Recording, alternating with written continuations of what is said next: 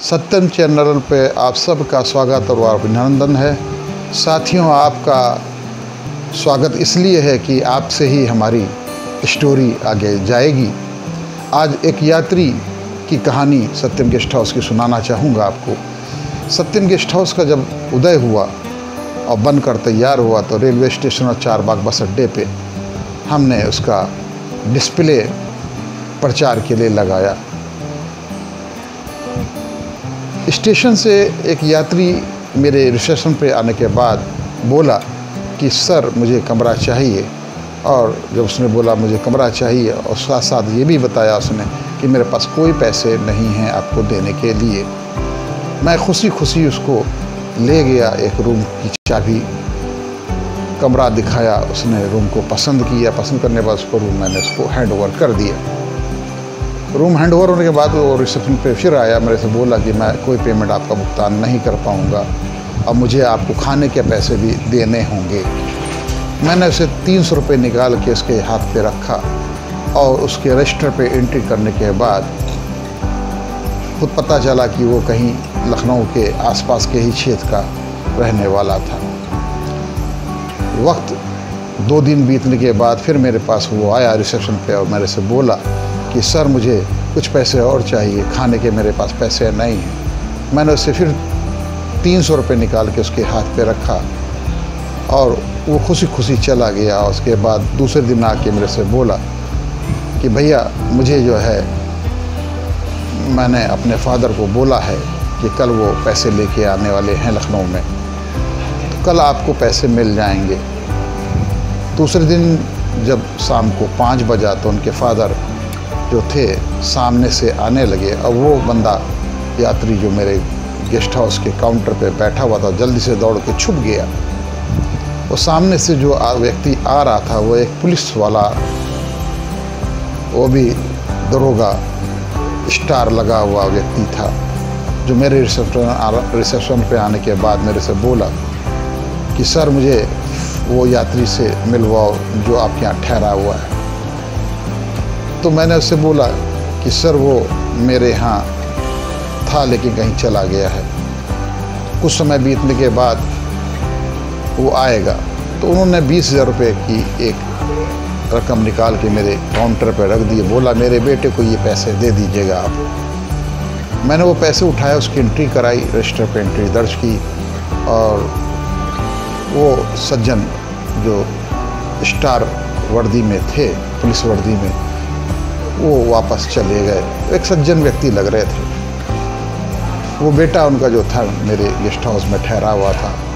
उनके जाने के बाद वो मेरे को 20,000 रुपया लेने के लिए आ गया। मैंने उठा के उसके हाथ में पैसे रख दिए।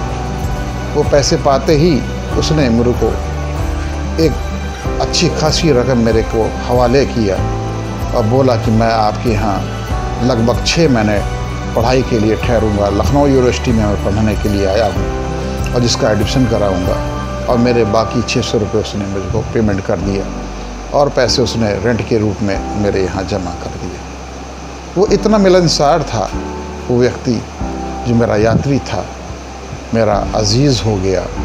कुछ दिन में वो ऐसे संबंध बना लिए जैसे मेरे परिवार का एक सदस्य हो। ये यात्री की कहानी इसलिए सुना रहा हूँ कि कुछ लोग जन्म से बहुत ही मिलनसार होते हैं, लेकिन कुछ दिन बाद मुझे ये जानकारी मिली कि मैं उसके यूनिवर्सिटी जाऊं और पता करूं कि आप क्या कर रहे हैं। जब मैं यूनिवर्सिटी जाने लगा तो वो आधे रास्ते से चला गया वापस, लेकिन मुझे ये जानकारी मिली फिर कि वो गेस्ट हाउस में मेरे ठहरा हुआ है, लेकिन वो पढ़ाई नहीं कर रहा है। मैंने उसको 20,000 की धनराशि मेरे को दिए थे, उसके बदले में आपने जो भी यहाँ पे सुविधा ली वो तो मैंने दी, लेकिन आप पढ़ाई तो कर नहीं रहे हो, आप तो फादर को अपने धोखा दे रहे हो। उसने कहा नहीं, मैं धोखा नहीं दे रहा हूँ, मेरे फादर बहुत स्ट्रिक्ट व्यक्ति हैं, पुलिस डिपार्टमेंट के एम्प्लॉय होने के कारण मैं उनसे बहुत डरता हूँ। साल बीता, वक्त बीता, समय बीता, उसने मुझे ये गुमराह करने की कोशिश की कि मैं पढ़ाई कर रहा हूँ। बहुत अच्छे संबंध बनाने के बाद वो पारिवारिक रूप से वो कई जगह उठने और बैठने लगा। मैंने उसे पूरी सपोर्ट हर प्रकार की दी, लेकिन वो आकस्मिक एक दिन ऐसा आया कि उसने मेरे को बोला कि मैं यहाँ लखनऊ छोड़ के अब जा रहा हूँ, कि मेरी पढ़ाई पूरी हो गई। जाने के बाद यहाँ से काफ़ी 2 और 3 वर्ष बीतने के बाद फिर पुनः वो मेरे गेस्ट हाउस पे रिसेप्शन पे आया। उस समय जब वो आया तो उसका चेहरा, पर्सनालिटी, बाल, आँख, सबका रंग और सूरत पूरी बदली हुई थी। ऐसे कह सकते हैं कि वो पूरी तरीके से बदल चुका था। जब मैंने उसको देखा तो मैंने कहा, यार तुम तो वही आदमी हो जो पहले हमारे यहाँ ठहर चुके हो। उसने कहा, सर बहुत बहुत शुक्रिया कि आपने मेरे को पहचाना।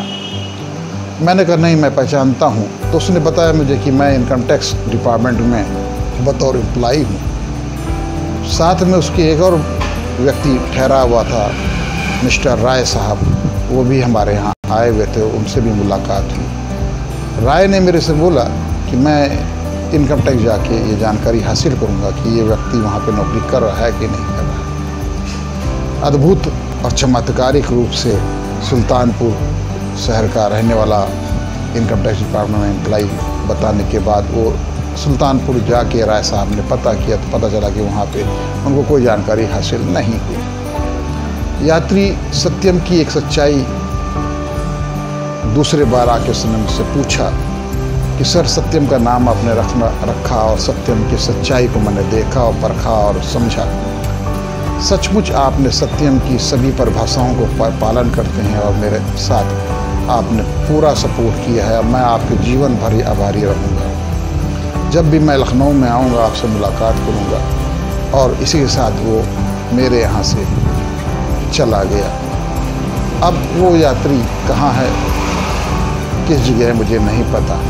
ये अगर मेरी वीडियो वो देख रहा हो बंदा, वो यात्री और वो राय साहब, दोनों को ये मेरा अनुरोध है कि कृपया फ़ोन पर कुछ समय के लिए बात करें, जिससे हमें भी एक प्रोत्साहन मिले।